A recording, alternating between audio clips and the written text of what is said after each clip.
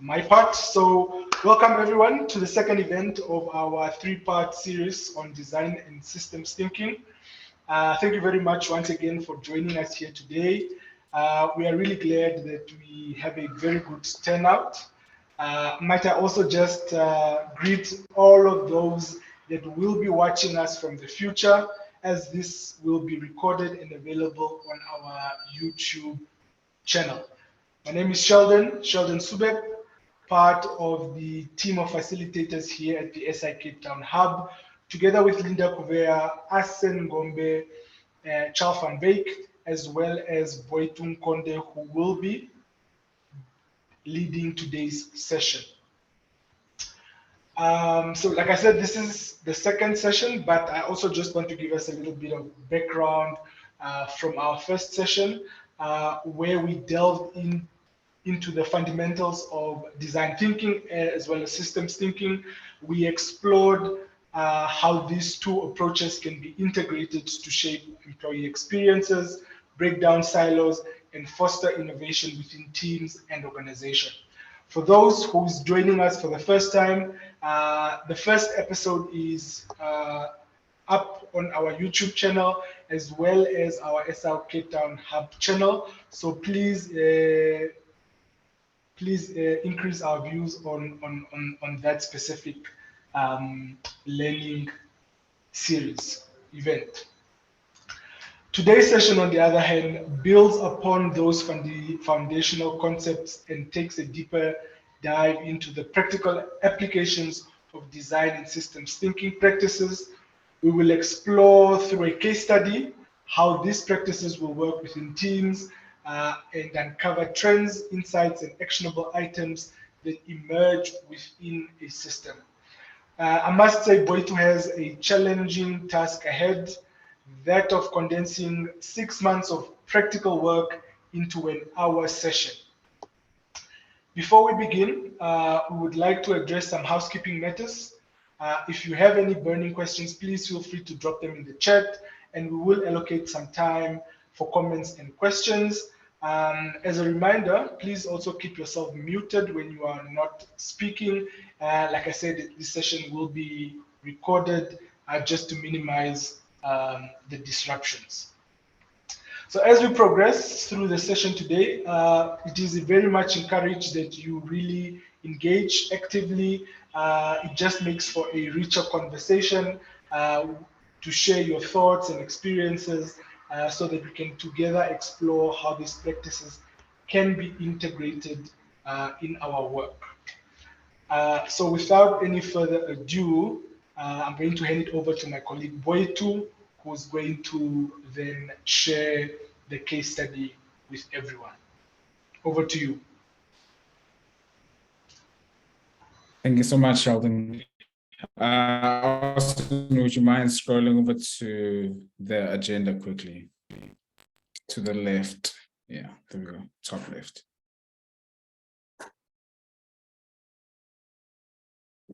So, good morning, good afternoon, or good evening to many of you joining us from different parts of the world.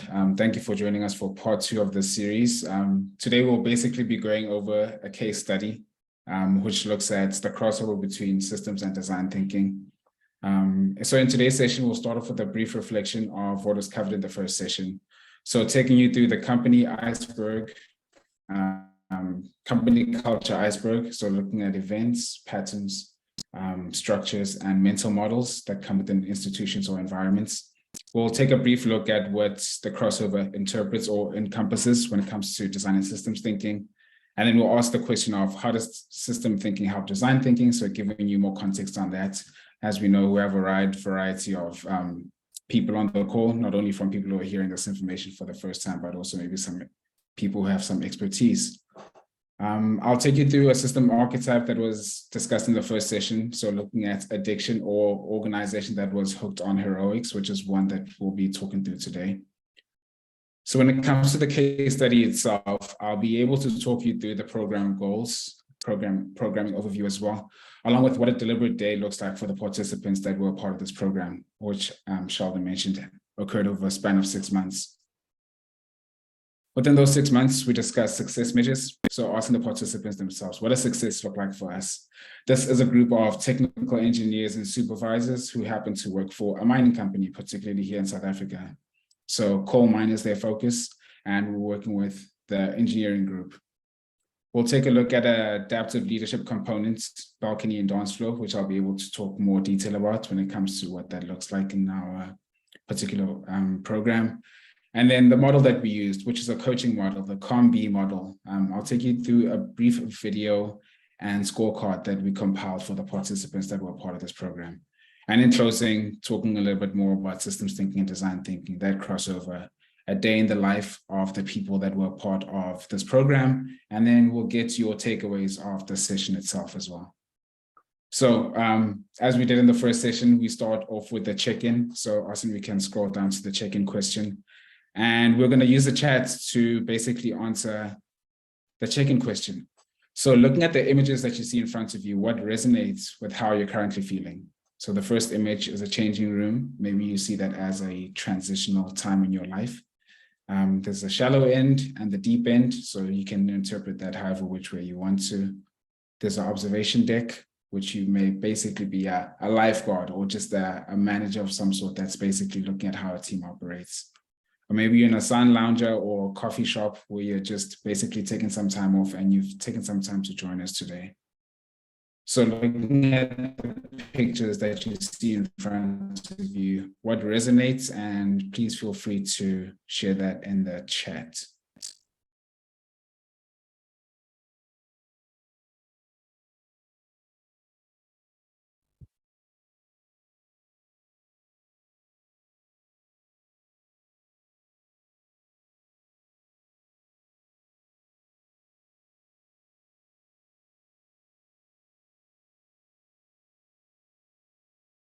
So I'm seeing quite a number of people talking about they're on the diving board, and some are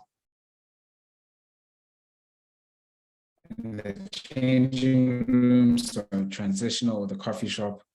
Is anybody brave enough to give context as to why they gave the response that they did?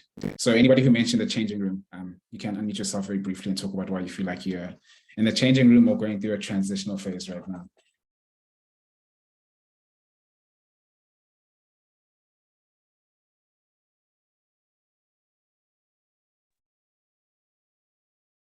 I can go. Yeah, please do. Yeah, it's Roxana. For me, I've been working with systems thinking for a long time. And the design thinking is quite new in an integrative fashion. I've always called the pain points that we want to unpack during systems thinking and collaborative interventions, the top, working from the bottom up and looking at the ecosystem holistically. But I think with design thinking, it's far more specific. The strategies are specific. So for me, it's a nice change. It's a more formal way of integrating two thought processes and how they come together. Okay, I hope that thank you makes so sense. much. Yes, it does for sure. Thank you so much. Okay, thank you.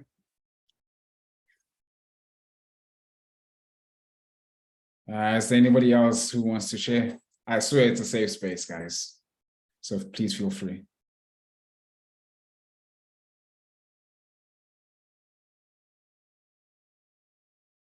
Oh, Yasmin, I'm preparing for my sun lounger. Oh my gosh, I wish that was me. So some of us are based in Cape Town, as mentioned, and it's pretty cold. Well, for some. I'm in shorts right now, but most people are in big jackets. I'm happy to go. So I'm almost the opposite of Roxana. So I think, historically I've done a lot of design thinking and service design, and definitely in sort of the last year and a half, sort of trying to immerse myself more in systems thinking. And so I guess it's interesting for me to see the difference and the similarities in the techniques that are applied, and kind of seeing a real world case study is kind of very interesting for me. So thank you so much. And where are you joining us from, Robin? From not so sunny Oxfordshire in the UK. Okay. Thank you so much. Yeah, awesome. We can head back to the board. Yeah, I'd like to just quickly say, I think that one of the things about why I put the cafe was because this is about sharing and learning as well with all of us. And regardless of the experience we might have, I've done a lot of this, but I'm always interested and find great value in seeing what other people do, which is always different to mine. And I always learn when I sit down with others. Yeah, I share the same sentiments. I see myself as not only a curious learner, but just curious in general around not only how people work, but their ways of work as well. So we can move on over to the company culture iceberg, just as a reflection from the last session. So from the last session, we spoke a little bit about this, and this case study will encompass some of the things that are mentioned in this company culture iceberg. So looking at events, we're probably looking at the office environments, some of the benefits that people might have from being in this particular environment. Particular influence could be the dress code. Thinking about how people show up in this particular case study. As a coal mine, obviously people are wearing hard hats. Safety protocol needs to be observed at all times. So how they show up at work may look very different compared to somebody in that particular kind of office or location. When it comes to patterns, we often start off our sessions talking around a safety share. We're talking about the trust that needs to be built within the teams, the sense of purpose that people may have, along with the vision statements that they may interact with. The core values that this particular site may look out to live out, the work ethic that the different people may encounter. So we were dealing with different levels of work here. So we have engineers, we have GESs who are supervisors, and then we also had people operating at the foreman and artisan level. But today specifically, I'll be focusing on the engineering group. And then lastly, looking at the mental models that we encounter on such programming. So what's the level of openness at the engineering level? What is the common narrative around not only the sections that they operate in, but how they communicate with their teams as well? Looking at their sense of flexibility, and most importantly, what is their level or perception of enjoyment within this particular workspace? So we can scroll down when we look at the crossover between systems and design thinking when it comes to this program. So how does systems thinking help design thinking? So systems thinking facilitates a shift in mindsets away from linear to circular. The fundamental principle of the shift is that everything is interconnected. That was something that we did mention in the previous session, where we're looking at how systems basically help people have a better interpretation of not only their ways of work, but how they are part of it and not just people who operate within it. So giving people a broader picture of how it works in that sense. And then in design thinking, we're focusing on the customer or the user, but in this case, we're focusing on a group of technical engineers. So their skill set may be very different from a regular work environment. So in design thinking, research is done to understand the user's mindset, in which a lot of effort has been taken to understand the context of the user. So system thinking allows the researchers to understand multiple levels of factors that affect the user. I'll be talking about the different components that we looked at within the 6 months. These workshops that we had took place for 3 hours every 2 weeks. And there was a coaching component, which I see as a golden thread that occurred for 30 minutes every single week. So not only are we getting to know them at a teaming level, but we're also getting to know them at an individual level from a coaching perspective. Yeah, so we can move on to the system archetype that I discussed in the first session. So in the first description that I used in the session that we had before was around addiction. So looking at the problem system within this environment, looking at the external intervention that may take place, and then the dependencies that people may formulate within those external interventions. That often delays the problem symptom being addressed as people are more reactive than proactive in these kinds of environments. So just reading this back for those of you that weren't in the first session, in organizational settings, addiction can take the form of a dependence on certain policies, procedures, departments, or individuals. The way we think about problems or policies that we pursue can become addictions when we use them without consideration or choice. as an automatic knee-jerk response to a particular situation. So if you think about a mining company, what do you think of? People often reacting to breakdowns, people not necessarily communicating to one another, but almost like communicating solutions to one another. So somebody's interpretation of that may be different to what they see as what is expected of them. In the previous session, we discussed what do you think is the definition of accountability compared to responsibility? One may be focused on the strategic approach, and then the other may be focused on the execution of the work itself. So looking at the program goals, so we can slow down. I mean, we can scroll down there, Austin. So looking at the program goals when it comes to this particular program that we ran. So looking at the workplace or the future of the workplace, we looked at the tools and systems that were encompassed in this particular case study. The programming was based on the engineering team that we focused on. And then the goal was to create a sense of purpose through accountability and responsibility. So we're looking at two different components. From the people and leadership aspect of it, we're looking at the mindset. We're getting the participants to ask themselves, what is in it for me to be present? We've heard on many different occasions how people have the understanding that, oh, I've been part of a change management program before, or it's another one of these training programs where they're trying to teach me about how I do my work. But the most essential part is that we're working with them and not for them. That makes them feel like it's a collaborative effort, not only to redesign how they approach work, but how they perceive work as well. So we take a deeper look at their routines and the habits that they formed within these workspaces. We look at how they define their accountability and responsibility areas within their roles. And then we're trying to cultivate and create the need for change within that environment. So that's the people and leadership components. When it comes to the programming approach, we're trying to get them to understand that it is very important to formulate evidence-led decision-making. So how do we use data to inform our decisions and provide feedback instead of a gut feel? You get people that have been working these particular kinds of minds for 10 to 20 years, and it's a matter of like, well, this is what I observed in the field, but I didn't capture any of that data or that evidence in the system. The system informs the people's decision-making. From the night shift to the day shift, how do people know what should be handed over?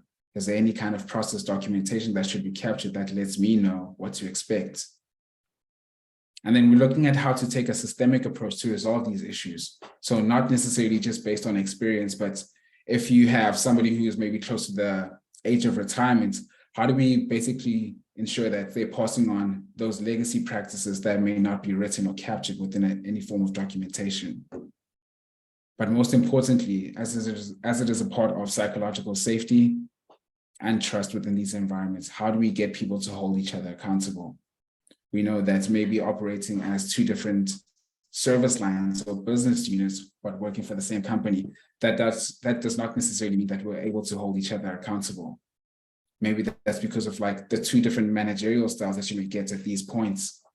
So we know that if one does not speak to the other, the exchange of information may not necessarily happen or as frequently as we wanted to. So we can scroll just below that now. So what you're seeing in front of you is basically the program overview of each workshop that we took them through. I'll try and keep each one brief just so you have a general understanding or context of what these participants went through. So week 0, we call this the discovery session or the change journey. We're basically helping them outline the failures that they may encounter, the challenges or impediments that they may encounter when it comes to integrating these practices and principles within the environment. Stories that come up is what stories do we want to hear more of by the end of this program? So what does success look like for you? What stories do we want to hear less of? And those are the different components that I'll cover in each of the other weeks. So from this perspective, I'm sure some of you have heard of the book or maybe read an article that talks around extreme ownership. So when it comes to extreme ownership, in this context, we looked at it from an accountability and responsibility standpoint. I think a big part of it was seeing how people define accountability compared to responsibility. And we saw the differences in the first session where people almost use them interchangeably. So how do we get people to basically take a strategic view with one and take an execution view with the other? And then week 2, we looked at their system framing, but we did this using what they called an operating discipline framework.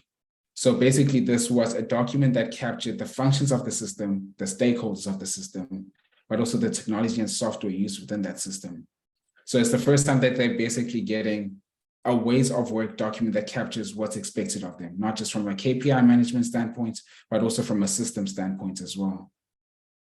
Most people just do that from almost like a job description and they learn on the job, but they don't actually have a process documentation that captures what's expected of them in order for them not only to renegotiate with their managers, but also to delegate work accordingly when they feel like they're doing something that they shouldn't be. When it comes to meetings, in this particular case, we saw how the pandemic really impacted people who work at this particular site. So for many of us, we communicate or coordinate efforts using WhatsApp. We use Slack, we use Teams, we use email. We use many different avenues to not only communicate, but to also get people's attention when we don't feel like they're necessarily responding or providing feedback when it's expected of them. So their interpretation of meetings changed a lot because of the pandemic, especially when you think of like how people interact, not only in a mining site, but also the conversations that you have walking past somebody in a corridor, for instance. So that often opens things up to interpretation when it comes to a delegation of a task that happens in a corridor compared to like a sit-down meeting that may happen where you're basically given the competencies of what success looks like. When it comes to team priorities, we're basically asking them, what are you currently prioritizing? What forces you to reprioritize? So people are not necessarily often aware that these ad hoc requests that they may get at this particular mining site or in their particular environments, they may be forced to reprioritize more often than not. And what does that mean? They don't get to their scheduled work, which often causes a delay, and that often cascades to not delivering or maybe not hitting the same measures or KPIs that's expected of them. And then coaching our teams. Coaching our teams was mostly based around the coaching component that happens for around 30 minutes every week throughout the duration of the program. But what we used specifically for this particular workshop was a grow model. So what is the goal that you're trying to attain? Not only as an individual, but for somebody that you may be coaching in your team. What are the realities of your environments when it comes to you achieving that goal? What options have you exercised? And then what is the way forward? So you're getting people to ask themselves incisive questions, because we don't often realize that we have biases that come with how well integrated we are within a system. So we're getting them to look beyond the industrial blindness that has formed over those years or over the time that they've been at those institutions. That often informs the next week, the routines. What are your current routines and what are your current routine disruptors? How do you capture the disruptors? So it could be something as simple as like using a Excel or a Google Sheet, where you're basically tracking all the meetings and the tasks that you're completing within a given day or within a given week. And with that, you have a broader perspective of what's expected of you, but also what else is disrupting you from actually executing on a consistent basis. Week 7, we look at a shared vision, or what we call visible felt leadership. So when people see you in the field at this particular site, are they basically running away from you because they see you as somebody who micromanages, or that you only show your face when there's a problem and not necessarily when you're there to solution find with the team?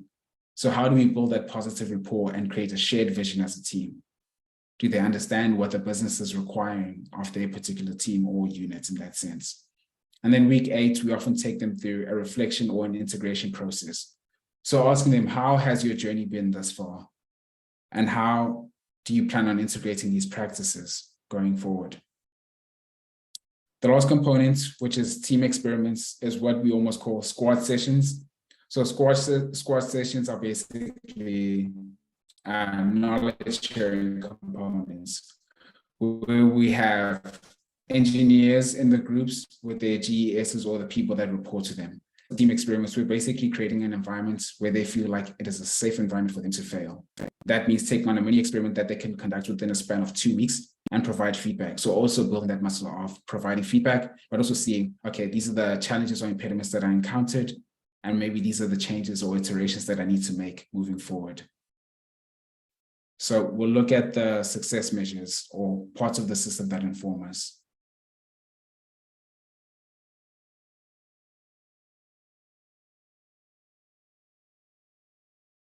So a deliberate day, or what was encountered from a system overview for this particular type of programming.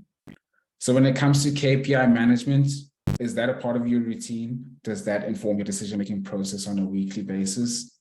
When it comes to taking ownership and responsibility, how do you do that consistently, not only as an individual, but for your team as well? Have you built a level of trust that people are able to receive feedback and give feedback in a psychologically safe environment? That often informs the keeping each other accountable aspect of it as well. How do we help them develop evidence-led practices within their system? What we often see is that if you don't have evidence to justify the decisions that you've made, we often see what results in blame culture. Well, I didn't get to this because A, B, C, D. That often changes how people interpret what's actually happening in the field. The system is not reflecting the realities. So how do we get people to actually put this information into a system-focused environment that allows them to not only alleviate the pressures, but also to delegate work accordingly as well? As I previously mentioned, we were looking to cultivate a psychologically safe environment and build trust within these teams. We often think that trust is lost within these big moments of just disagreement and conflict, but we don't realize it's almost like incremental. Well, when my engineer wasn't around and I was acting in his position, was I treated like a peer, or was I treated like somebody who has still so much to learn from this particular environment? So how do we create psychologically safe environments, not only through conversations, but through actions as well? Leadership support of working. So what we've often seen is that a lack of leadership engagement often results in a failure of a program. That's why we also try to ensure that they're also receiving coaching throughout the duration of the program itself, but also they're part of the planning of the program. So they give us context of what to expect, maybe possible challenges, maybe that particular week there's a mind shutdown that we might encounter, which often impacts the momentum of the programming itself, or people showing up to coaching sessions, or people showing up to workshops. A common practice that we've seen in many of these sites, and not just this particular one, is that when you send out a meeting invite, people don't accept or decline the meeting invites. People just show up, or they don't show up. So you're often left to the whim of people actually showing up to the workshop or not showing up, based on the fact that it has become a part of the company culture. So that not only impacts your preparation for that session, but also the engagement. Sometimes you have 10 people to 15 people, but sometimes you have 5 people. How do you change that culture when it comes to actually letting people know that we are giving you the tools and the capacity to make the change that you want to see within your environments? People often feel hard done by finding themselves often being pushed back, or not necessarily having these practices integrated into their systems or into their environments. That often influences their perception of continuous improvement, failing safely, failing forward. And then lastly, a reliable usage of technology and software. What is not working from a tech perspective? All this data that's being captured, what does it amount to? Because there's often boards or municipalities, or maybe from a government level, that holds these sites accountable to their delivery. We often see it as like, okay, well, their share price may be down, or maybe the amount of tonnage that is expected from a particular site may not be hit, but how do we ensure that people are basically delivering? The technology needs to support that evidence. So when it comes to the measures, we can scroll down a little bit there, Austin. So when it comes to the success measures, we ask the participants, who are engineers in this case, what does success look like for us as an engineering team? Should everything be implemented successfully? So from an attitude standpoint, this is the mindset, this is the change behavior components of the workshop or the sessions that we run. From an attitude perspective, they spoke about sticking to the plan. They spoke about accountability at the right levels, improving systems to guide their team to do the work, and then setting realistic timelines. Often people are just like, I heard there's a breakdown in the field. Can you get it done within the next 24 hours? And people are often hesitant to respond or give an accurate or realistic timeline based on who is calling. If it's their manager, they'll be like, yeah, sure, boss, knowing very well that They are under-resourced. They don't have the correct data to make that type of decision, or they haven't even been given the capacity to not only renegotiate that conversation, but to actually coach their teams to actually delivering accordingly. From a mindset perspective, they spoke about the importance of having a positive mindset and creating a thinking environment. How do we get them to ask incisive questions? They often find themselves in a solution-driven environment as well. As mentioned previously before, no blame culture and shifting towards more accountability. But motivation is the biggest component of that. When it comes to a behavioral standpoint, they spoke about how do we work together as a team in our sections to achieve our goals. We often think that at a managerial or leadership perspective, that's where the vision should stay. But if that does not trickle down or is not cascaded enough to the rest of the team, then you don't know what you're delivering on. You're just basically showing up, doing whatever task is at hand, but not knowing how that influences the rest of the business. How do we create a shared vision? Team commitment and performance. How do we ensure that people feel seen or people show up as their best selves within this particular environment from a behavioral standpoint? Rewarding good behavior and performance. We've often heard of scenarios where two different business units, one is mechanical and one is engineering. The one basically looks after the machinery and how it operates. So they need to make sure that they're receiving the correct data of what the engineering team is doing with the machinery in the field. These people should be working hand in hand to basically inform each other and to move each other forward. But more often than not, they see each other as separate entities, which not only impacts their communication, but their trust as well. So we can scroll down. So this is the adaptive leadership or mapping exercise that we take them through. We often refer to this exercise as the balcony and dance floor exercise. And I'd really love if some of you could jump off your mics and basically give me a reason why as to some of these stickies either belong on the dance floor or on the balcony. So to paint a picture for some of you, you walk into a building, you walk into a dance hall, and you're there. When you're on the dance floor, what do you see? Maybe you see some familiar faces, you see people in action, you see people at the bar, you see people grabbing some food. So you're basically seeing the everyday activities, the thick of it, or the details that go into operational work. But then as you look up, you look at the balcony. What do you see on the balcony? People looking down. They're able to see what's happening from a strategic standpoint on the dance floor. They have an understanding of the bigger picture or broader perspective. So they know that should I be able to make a decision strategically at this point, it makes it much more easier for me to move to the dance floor and back up to the balcony with the right information. That impacts the feedback loops, that impacts the interconnectedness, that impacts the emergence that they get from being on the field or within the dance floor in that sense. So if we could zoom into some of these stickies, and I definitely encourage some of you to share your opinions. So from a lead by example sticky, do you think that belongs on the balcony where you have a bigger picture or broader perspective? Or is leading by example something that belongs on both the dance floor or the balcony? So please feel free to say why you think leading by example belongs on both or either one.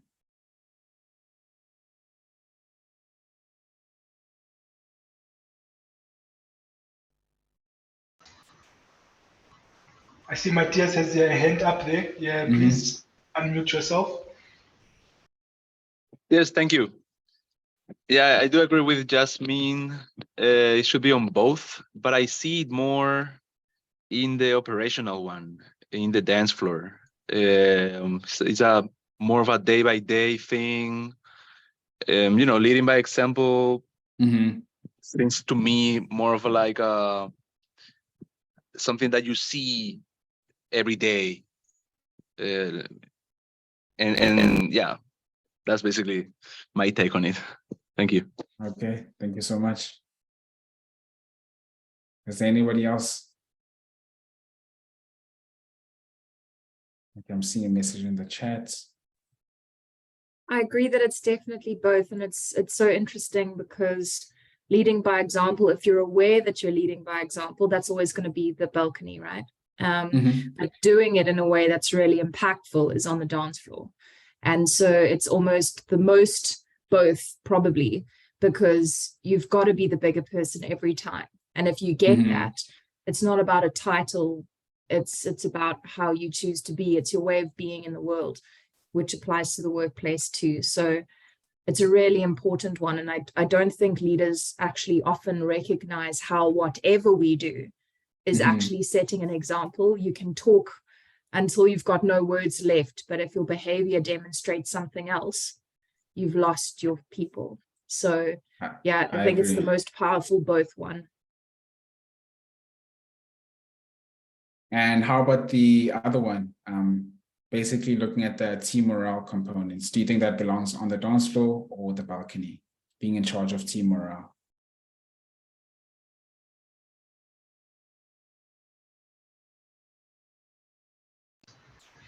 I think I'll go with regards to team morale. I think you would need to still zoom in and out, right? You'd need to see the entire team from the balcony to be able to see what are the emotions in the team, what is the vibe in the team, but you also want to really have a felt experience on the dance floor to sort of validate those experiences. So I think once again that zooming in and zooming out sort of becomes very critical in being able to sort of understand the system better.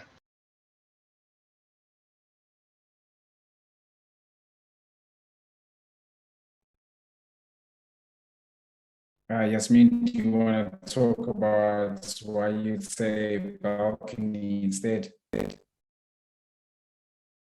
I hope you can hear me.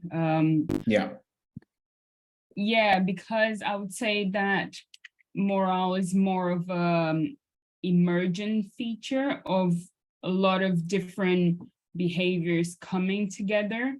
So in order for you to achieve this team morale, you need to have a lot of different activities and behaviors and daily routines and so on in place in order to achieve that. So I think this is more of a broader perspective, bigger picture type of goal rather than an everyday situation. Of course, you can have those trickle down to everyday behaviors, but the team morale in general, I would say that it's the balcony perspective.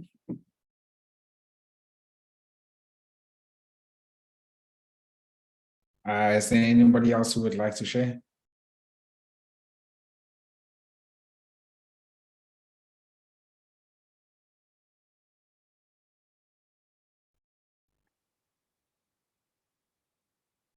Okay, we can move to the next part.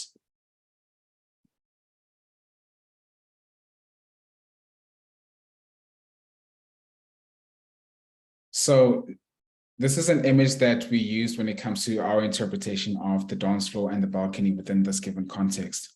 So, I mean, the importance of having a stairwell that goes to the top of the balcony, but also to the bottom of the dance floor, basically creates an image that allows people to see that one does not operate without the other, but also you're able to move strategically from one to the other through not only the right amount of coaching, but also maybe just shifting your vision strategically from that standpoint on. But also we're seeing how basically it goes hand in hand. If we're interpreting the people at the top of that balcony or the stairwell as the engineers, they should be able to inform their GSs or foremen in the field as to not only the expectations that they may have, but also from a data point, what is that telling them in order to better their decision-making process. So as I mentioned earlier on, the coaching components of the workshops, which happen for 30 minutes every single week for those 6 months, we use the COM-B model. And I'm going to share a quick video. And Austin, I'd like to ask if you could just share your screen with this video playing.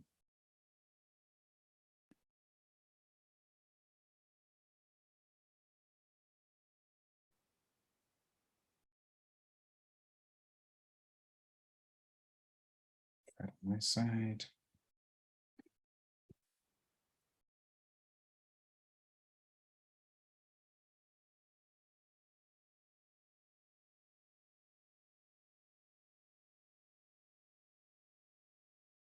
There's no sound. I think it's because you're muted.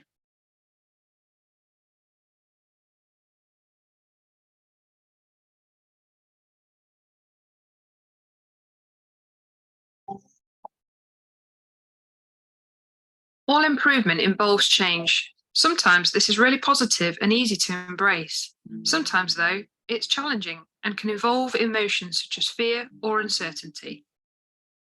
To help make positive changes, we need first to understand why. The COM-B model helps us to understand, does someone have the capability, opportunity, and motivation, and enables us to think this through? Is it that people can't change, they don't have the capability, or that they lack the opportunity? Or is it that they won't change, they don't see the necessity or have concerns? Let's look at an example. This family have all seen the articles about the benefits of healthy eating, so they agree that next week they're going to eat well. But at the moment, they don't see the necessity to change their behaviour. They aren't overweight and they do lots of exercise. Next week, Dad is told by the doctor that he has high cholesterol and he needs to cut down on fatty foods, so they agree they really are going to eat healthily. This has overcome the motivation barrier as they now see the need to change. Let's see what happens. This time we have a capability issue. Dad simply doesn't know what to do with the ingredients he has in order to cook a healthy meal. Next time they buy some cookbooks, build a meal plan, and resolve once again to do better. But wait, there just isn't the opportunity. To change and improve, we need to ensure that there is the motivation, capability, and the opportunity.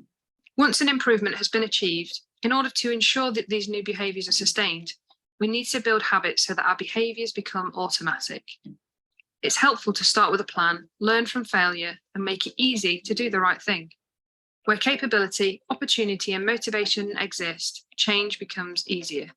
As coaches, COM-B can help us understand this better and move towards sustainable improvement.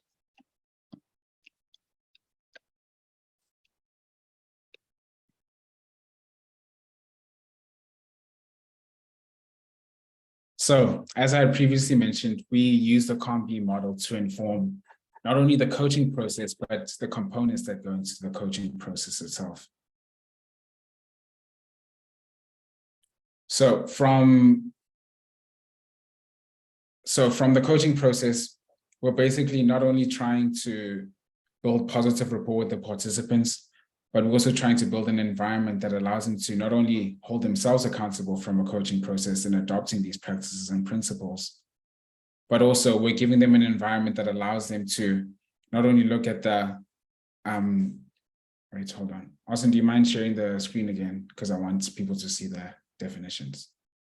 So we're basically using the COM-B model to outline the different components of what is covered when it comes to the different workshops. So from a capability standpoint, what are they perceiving as their authority or responsibility areas? How do we create an environment that allows them to take responsibility for those? So we created a scorecard that basically allows the participants to rate themselves. So from a capability standpoint, are they setting clear accountability and responsibility areas? And this actually allows the participants to actually score themselves throughout the duration of the program itself. So you're seeing the variation of like how they perceive each component, not only from capability to opportunity, but also the motivation. So are they actively managing their KPIs? So basically looking at implementing improvement opportunities. Are they maintaining a defined routine? As previously discussed, are they taking track of the routine disruptors that they may encounter and making time for priority activities? Are they setting and maintaining a high quality of work? Something as simple as maintaining a calendar that dictates not only the work that they're completing on a week-to-week basis, but maybe even on a quarterly basis as well. We know that in different environments, people are often rewarded based on performance.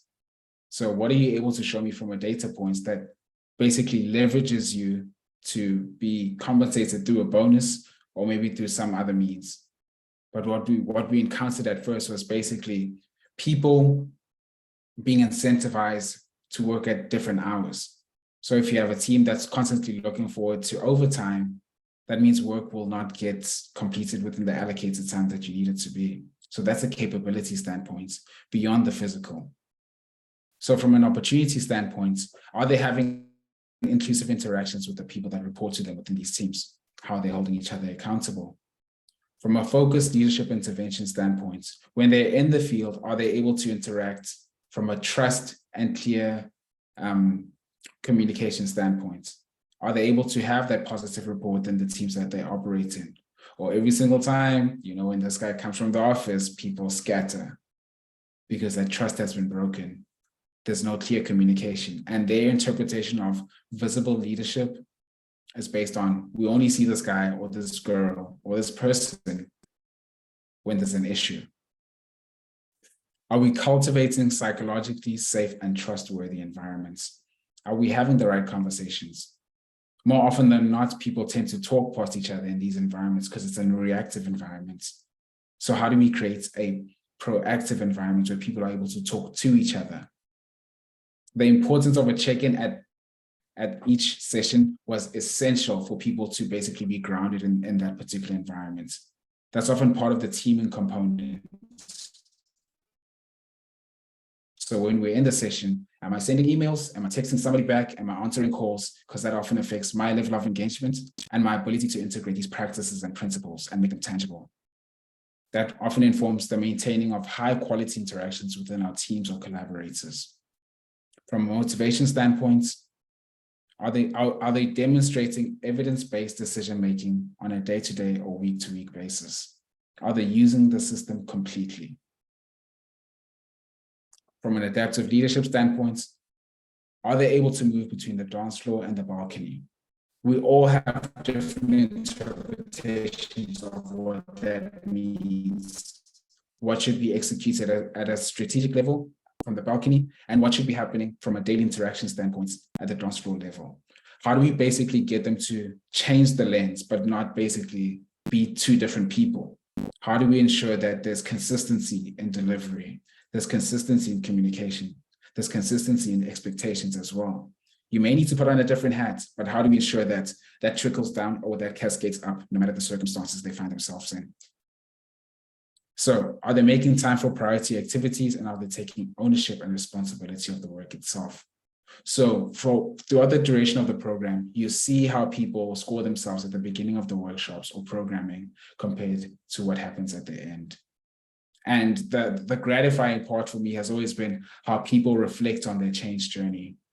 This is who I was at the beginning of the program, because 6 months is quite some time to spend with somebody. And this is how I am at the end of the change journey. What changes have I been able to make? What principles and practices have I been able to integrate? And what could I basically share with somebody who works in a completely different business unit? Because it's all about teaching these to other people as well. That's why the coaching component is so essential, but also knowing what types of questions to ask those people is an integral part of the programming itself. So looking at some of the components that are a part of design and systems thinking.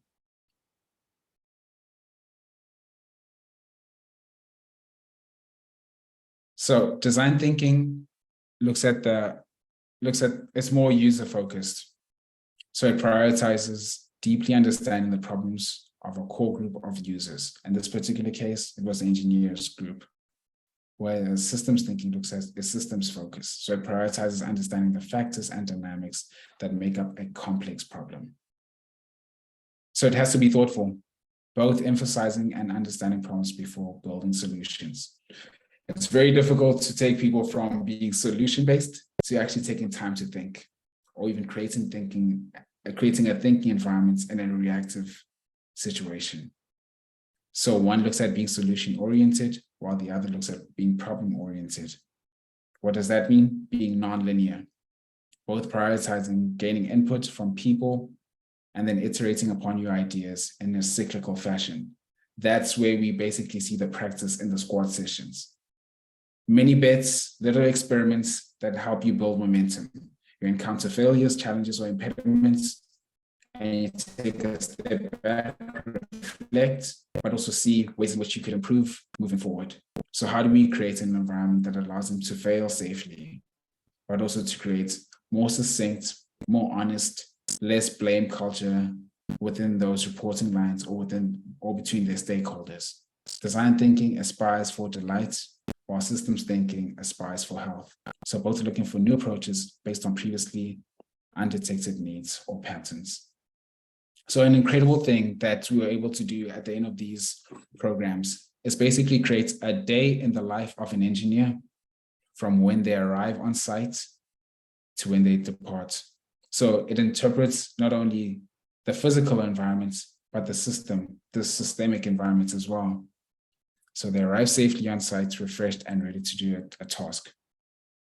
They review the performance and data that they may have gotten from the previous shift. So that also looks like data analysis through the digital assets. So that's where the tech and the software becomes a key component in their decision-making as they arrive. How do they engage with the people at the front lines? Is it respectable and is it professional? That often impacts the team morale or the visibly felt leadership.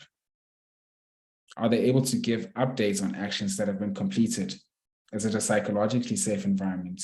Is there trust within those teams for people to give honest feedback? And then systematically closing out all identified root causes to ensure that the people who would be a part of the next shift are well equipped not only to execute, but to deliver on their own deliverables or KPIs. So this almost like encompasses just a fraction of what happened within those 6 months. For myself and my team, I know it was an incredible opportunity to not only be a part of the physical environments in these situations, where we're seeing that the first thing that you do before you go on site is that you have to take a breathalyzer test. If it's over a certain point something, you're not allowed on site. That means we can't deliver our workshops. So there's great discipline that's needed to operate in these environments, great clarity that's needed to operate in these environments. From a capability standpoint, they go through different physical health checks to ensure that they're able to perform not only above ground, but also underground. When it comes to the operation of machinery, we're able to see the size of these machines. I'm pretty sure there's like tires that are like twice my size that we encountered on these sites. So we're able to not only appreciate them showing up consistently to the workshops, but also seeing the physical environment in which they operate in, and just the sheer size and thinking that's needed to make sure that not only are they arriving safely, but they're leaving safely as well. So thank you for actually taking the time to show up today. And we'll take this time to open up for questions, not only around the program itself, but some of the aspects in which you've used design and systems thinking together.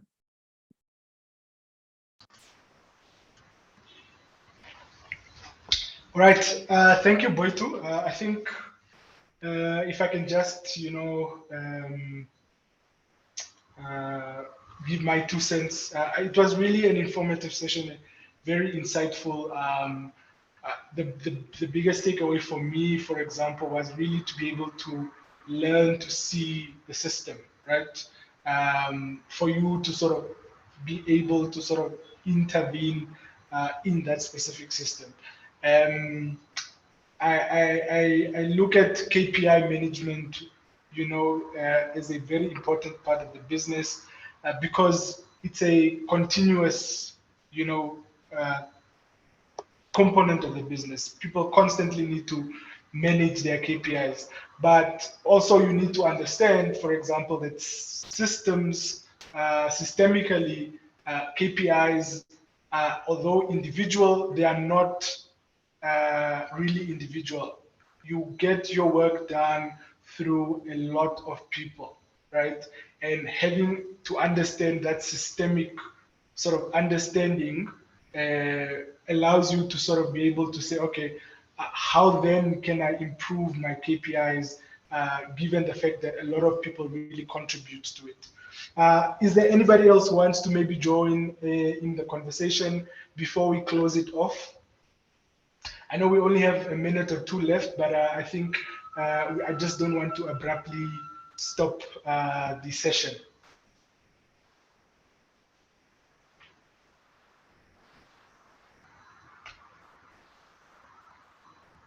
Anyone at all?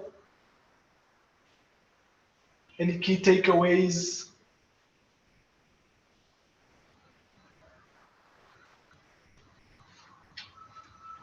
Okay, I guess in the absence of questions, thank you guys really for joining us today.